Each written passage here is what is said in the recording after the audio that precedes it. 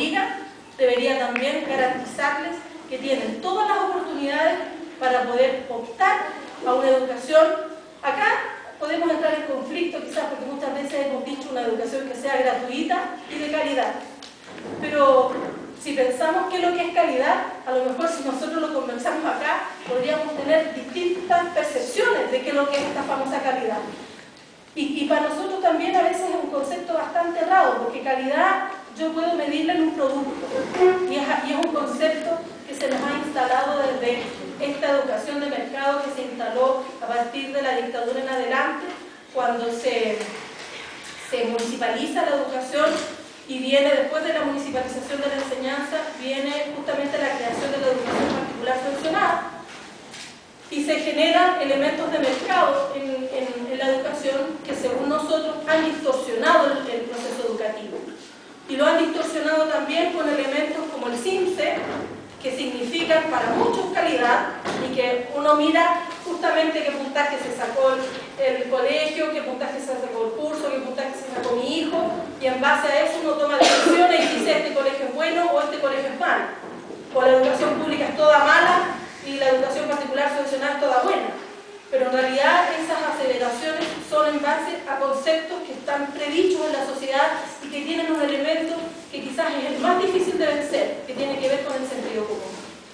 Porque a nosotros nos han instalado en este sistema de libre mercado que cuando pagamos por algo, ese algo es de mejor calidad que aquello por lo que no pagamos. Entonces, vencer ese precepto para los padres y apoderados, todos los padres y apoderados queremos lo mejor para nuestros hijos. Cuando a nosotros nos preguntan, ¿qué quiere usted para su hijo? Lo mejor. Y quiero que sea mejor de lo que yo fui. Quiero que logre más de lo que yo tuve. ¿Y cómo lo vemos nosotros que vivimos de nuestro trabajo? Lo vemos dándole educación. Y esa educación pensamos que es de mejor calidad o que es una mejor educación si es que pagamos. Entonces, vencer hoy día el que la educación sea gratuita para todos ha sido un elemento incluso que ha significado que hay padres que salen a marchar a las calles, a caminar porque no marchan, diciendo que ellos quieren resguardar su derecho a pagar por la educación de sus hijos. Y si nos ponemos del lado que en realidad, claro, ¿por qué si hay una familia que puede pagar, por qué no va a pagar? Y nosotros lo respondemos desde el punto de vista de que si nosotros queremos que la educación sea un derecho en el cual todos los niños y niñas tengan igualdad de condiciones, no podemos entonces aceptar que haya pago por esa educación, porque es un derecho. Yo no puedo pagar por un derecho. Entonces, desde ese punto de vista, ¿cuándo nosotros pagamos por la educación de nuestros hijos? Cuando compramos el pan, cuando pagamos nuestros impuestos, cuando pagamos las contribuciones, cuando sacamos una patente, cuando nos descuentan de nuestro sueldo el porcentaje para revisión, etcétera, etcétera, etcétera. Ahí estamos contribuyendo al Estado y el Estado lo que hace después es distribuir. Por supuesto que aquel que gane más o que tenga ingresos superiores va a tener que aportar más y le va a estar subvencionando de alguna manera la educación como derecho a otro niño, a otra familia que tenga menos recursos. Entonces, si uno lo piensa desde ese punto de vista, no es tan terrible que la educación sea gratuita para todos, sino que si queremos como sociedad garantizar la igualdad de oportunidades y terminar con lo que tenemos hoy día, que este Chile es el país es el segundo país más segregado de todo el mundo en términos educativos. Y eso significa que nosotros no nos mezclamos con los demás, es decir, casi es una escala valórica según lo que gana la familia. O sea, la educación pública hoy día se instaló para los vulnerables, es decir, para los más desposeídos de los desposeídos, para aquellos que no tienen ninguna posibilidad, incluso ni de pagar los 5.000 pesos que paga, o 6.000 pesos que paga la escuela particular subvencionada más barata. Y después de esa de 6.000 hay una que paga 8.000, y después hay otra que paga 12.000, y después hay otra que paga 15, y hay otra que paga 20, que paga 25, y así hasta llegar a los 84.000 pesos. Entonces, aquel que gana, que puede pagar 5.000 no se quiere juntar con el que no gana. Y el que paga 10.000 no se quiere juntar con el que paga 5.000. Y el que paga 20 no se quiere juntar con el que paga 10. Entonces tenemos estratos absolutamente separados y absolutamente... O sea, ellos no encontrarse. Nunca tienen la posibilidad de compartir en una sala de clases y según nosotros, la perspectiva nuestra, la sala de clases debería ser un lugar de encuentro donde nuestros hijos puedan socializar de una manera que no esté afecta justamente de estas diferencias que podemos tener las familias con respecto a lo que hemos logrado incluso como capital cultural, porque no es solamente en términos económicos, sino que hay familias que tenemos a lo mejor bibliotecas a disposición en nuestras casas, que salimos de vacaciones a algunos otros lugares, y hay otras familias que no tienen esa posibilidad. Pero cuando en la sala de clases un niño que ha tenido la posibilidad de viajar fuera de Chile o dentro de Chile puede compartir con aquel niño que pasó su vacaciones en la casa, jugando a la pelota con los amigos del barrio, pueden compartir justamente esa experiencia y jugar en la cancha de su colegio, en la misma pichanga de fútbol, para aquellos que somos hijos de la educación pública y que lo vivimos en nuestros barrios y que llegamos también a la universidad y que somos personas de bien, por decirlo de alguna manera, esa experiencia nos nutrió justamente en el sentido de vernos como iguales con los demás. Y esa yo creo que es una de las cosas que esta escuela ha logrado independientemente del pago que ustedes hacen. Porque lo que nosotros hemos vivido muchas veces de las experiencias que ustedes tienen como escuela es que justamente valoran a las personas por lo que son las personas. Y a los niños los han hecho crecer con los valores de la solidaridad, de la fraternidad, de la igualdad. Y no hay entre ellos esto de que se miren de maneras distintas porque su papá puede pagar o no puede pagar.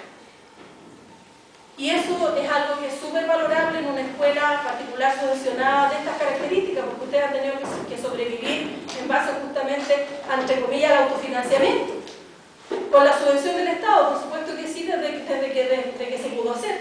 Pero es muy interesante para nosotros ver la experiencia que ustedes tienen, porque no es la experiencia de muchos otros colegios particulares subvencionados, que tienen proyectos exactamente iguales a los de las escuelas públicas, pero que sin embargo tienen un pago de por medio. No ofrecen ninguna otra cosa distinta. Y sin embargo hay que pagar. Y lo que se hace, esa escuela lo que hace es diferenciar solamente para que los papás creamos que en esa burbuja nuestro hijo crece mejor. Y no pensamos que en realidad a futuro lo que estamos haciendo es que estamos generando una tremenda inseguridad social y le estamos también generando condiciones a nuestros hijos de mayor vulnerabilidad. Porque el día que ellos tengan que enfrentarse en el trabajo a personas distintas, a personas que muchas veces no llegaron al cargo de jefe porque tengan las mejores capacidades, sino que porque llegaron por instituto, con un serrucho, o etcétera, ellos se van a sentir frustrados porque no van a saber cómo interactuar en esas relaciones. Por eso es muy interesante este minuto que estamos viviendo de la reforma educacional, porque nos permite repensar el estudiante que queremos, el profesor que queremos y la escuela que queremos. Y eso implica también soñar el país que queremos, porque a veces nos confundimos pensando que esto de la nueva escuela o de la nueva educación va a cambiar el mundo. Y la verdad es que la escuela no cambia el mundo. Lo que hace la escuela es formar a aquellos niños y jóvenes que van a cambiar el mundo. Pero no, la escuela por sí sola no la cambia. Porque acá no podemos pensar que la educación por sí sola es la que va a cambiar todo. Acá hay condiciones objetivas. Tenemos un sistema económico, y cuando hablamos de la recuperación de los derechos, este es un Estado subsidiario. Hoy día no nos garantiza ningún derecho. Pero ¿qué es lo que hemos estado haciendo todos estos años? Hemos estado luchando por la recuperación de nuestros derechos. Y la sociedad chilena puso como primera prioridad la educación. Pero si eso no va de la mano con recuperar la salud, con recuperar bienestar en general, es decir, vivienda, medio ambiente, recursos naturales, relaciones distintas, democracia más profunda, previsión, justamente hacemos un abismo y seguimos segregando de manera distinta. Quizás ya no desde lo educativo si es que aplicáramos los conceptos que está viendo la sociedad. Pero no hay que perder de vista que la educación es uno de los elementos y que esta sociedad ha dicho que es el prioritario hoy día. Por eso es tan importante que estas discusiones se hagan. Porque si es que no se hacen, la reforma que vamos a tener, y reforma va a haber, alguna reforma va a haber. Si no tenemos participación y si no tenemos incidencia, esa reforma va a ser justamente la que apruebe el Parlamento y que sea la que mande el gobierno, pero si no hay este diálogo, es imposible que el gobierno interprete lo que la gente quiere si es que no escucha a los actores. Y ustedes son los actores, ustedes son los principales protagonistas de la reforma, las comunidades escolares. La reforma hoy día se plantea grandes cambios. No es solamente una reforma cosmética, cuando se ha planteado terminar con el lucro, terminar con la selección, terminar con el copago, no son cosas menores. Es algo que ha generado mucha, pero mucha controversia dentro de los sectores más poderosos de esta sociedad y dentro de aquellos conglomerados económicos que mantienen la educación en Chile hoy día. Entre ellos también la Iglesia Católica. Entonces, si no es la sociedad la que se expresa, no podemos tampoco tener el contrapeso para esos sectores económicos que son poderosos. Cuando estamos pensando en hacer una nueva carrera profesional docente para los profesores, para dignificar la labor del profesor en la sala de clases y en la sociedad, tampoco estamos hablando de cosas menores, porque eso significa hacer un cambio radical de todo lo que los profesores han estado haciendo desde el año 81 en adelante. Eso significa que el profesor ahora sí va a tener horas de descanso, va a poder planificar sus clases, va a poder tener una formación docente permanente. Cuando dicen que los profesores no se quieren evaluar, es una tremenda mentira. Los profesores siempre se evalúan y se han evaluado en condiciones absolutamente desfavorables, con ambientes de trabajo súper estresantes. Y no es que yo quiera poner a los profesores en las nubes, pero los profesores y profesoras son los que se encuentran todos los días con nuestros hijos en la sala de clases. Somos aliados. Los profesores tienen que ser uno de los principales garantes también de que esa nueva forma de ver la educación y la sala de clases sea verdaderamente factible, sea realizable. Pero no podemos pensar que va a ser el profesor con las condiciones que tiene hoy día, que va a poder aportar a ese nuevo proceso si es que no le damos el lugar en la sociedad que corresponde. No solamente en términos laborales, porque es cierto que están bastante desmejorados en lo laboral, por las condiciones laborales en las cuales trabajan, pero también desde el punto de vista de su formación inicial, de su formación permanente y de su retiro. Cuando llega el día de que el profesor abandona la sala de clase. Y eso nos tiene que preocupar como padres y apoderados, porque no solo nos tiene que preocupar nuestro hijo y cómo aprende nuestro hijo, nos tiene que preocupar la sala donde estudia, quiénes son los que le enseñan. Ustedes se conocen bastante bien, son una comunidad bastante cercana. Entonces creo que ustedes también tienen alta responsabilidad respecto a lo que podemos lograr con la reforma, porque ustedes ya tienen una delantera en términos de la democracia interna, en términos de las relaciones que tienen con su manual de convivencia, con sus consejos escolares, que son participativos. Y ese es un tremendo plus que ustedes podrían estarle entregando a otros apoderados que no tienen esa misma herramienta, que no las conocen, que nunca se han relacionado de esa manera, porque en otros colegios la realidad es distinta. Al presidente del centro padre lo pone el director y lo llama solamente para que le firme 4 veces al año la asistencia al consejo escolar para poder cobrar la subvención. Los estudiantes no tienen ninguna injerencia dentro de su escuela. Es más, a muchos se oponen a que haya centros de alumnos, centros de estudiantes, porque los ven como una amenaza.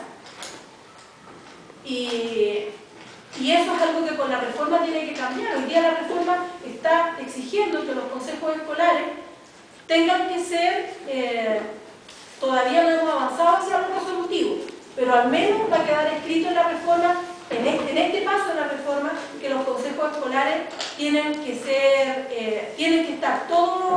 la formación tiene, primero de cada estamento de representatividad, tiene que ser algo que esté estipulado a una fecha tope, a marzo de cada año, y por lo tanto se va a exigir desde la Superintendencia de la Educación la conformación de los centros de alumnos, de los centros de padres elegidos democráticamente, y eso es un avance respecto a lo que teníamos en la ley anterior.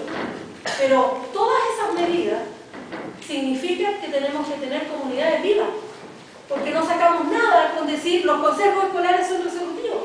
Si va a llegar una persona ahí que no va a representar el sentir de los apoderados, sino que va a representar su propia visión. Y cuando ustedes decían, esta sala debería haber estado llena, o deberíamos haber juntado a mucha más gente, bueno, es la realidad que tenemos. Tenemos papás que trabajan 12 horas diarias. Es el promedio en Chile, 11, 12 horas de trabajo diario. El 50% de los chilenos y chilenas gana menos de 273.000 pesos.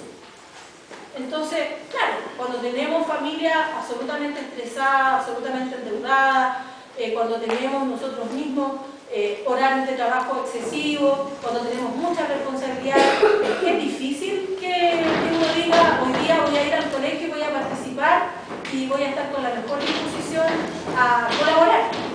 Porque, entre comillas, somos todos un poco egoístas y todos le damos prioridad a nuestras cosas, a las personales, no a las colectivas. Pero eso tampoco es porque seamos malas personas.